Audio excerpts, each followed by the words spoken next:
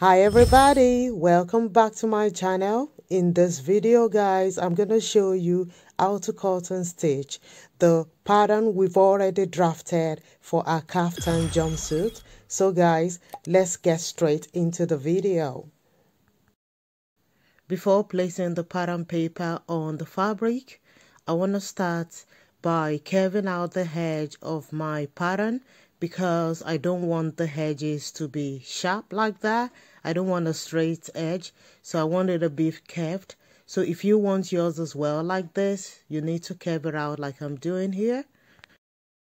Doesn't matter guys, if you want to keep yours straight, you can keep it straight.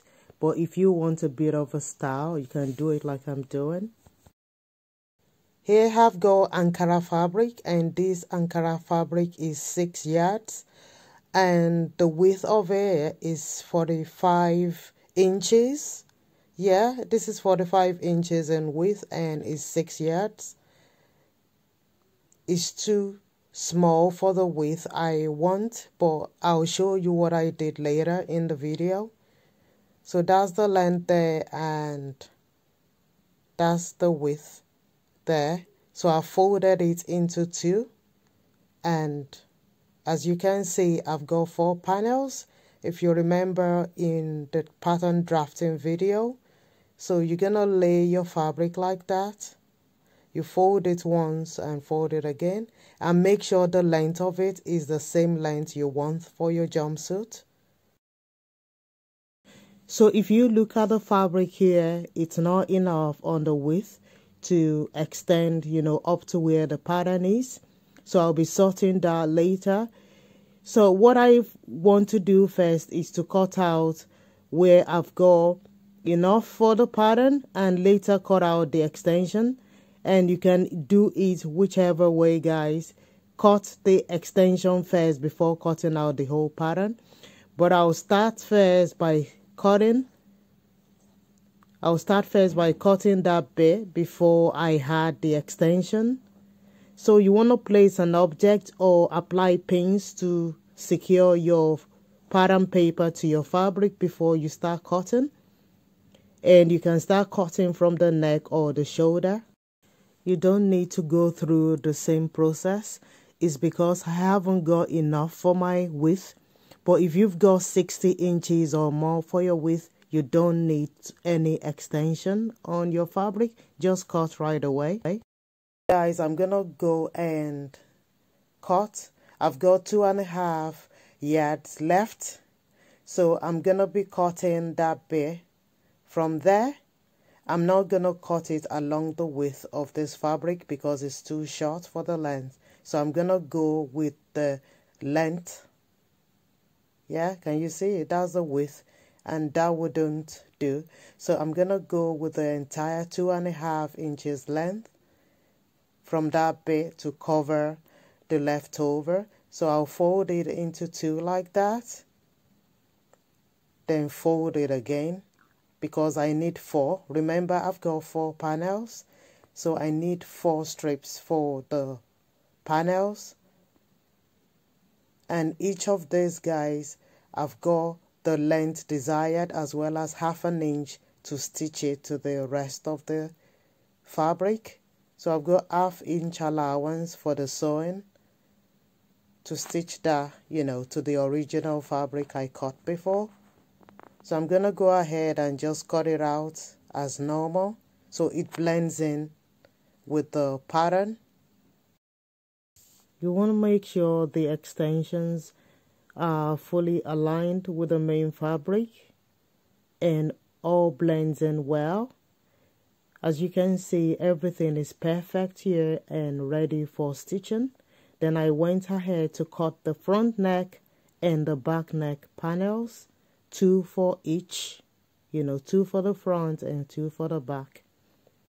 So here I went ahead to add the extensions to the main fabric first, because that's the first process before you carry on with anything else.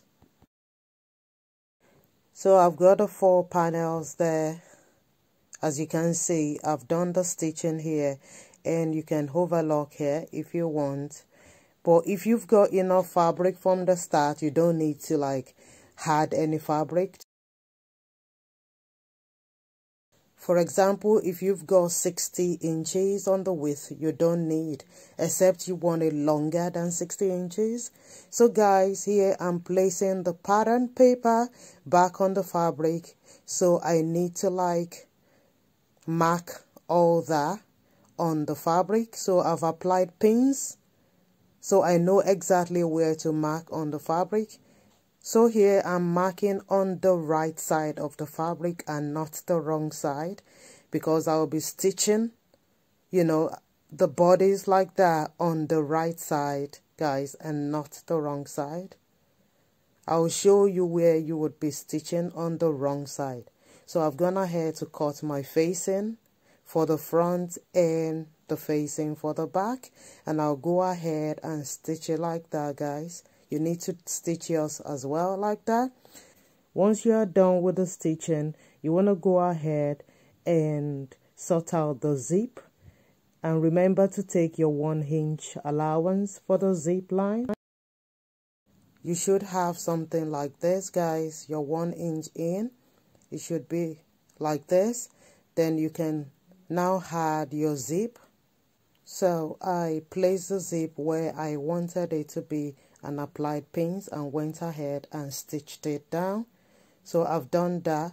The next stage will be to sew the inseam by the crotch. So I'll go ahead and stitch the 2 panels together. Now, because I've got 2 panels now, it's not 4 anymore. So I'll stitch the 2 inseam together like that. I'll stitch across from one leg to the other. And after stitching it, I want to move ahead and stitch all the edges all the way around and stitch the shoulder as well like this. So here I've done that. That's the shoulder, and I've stitched the edges as well all the way around. As you can see here, all the edges are stitched down.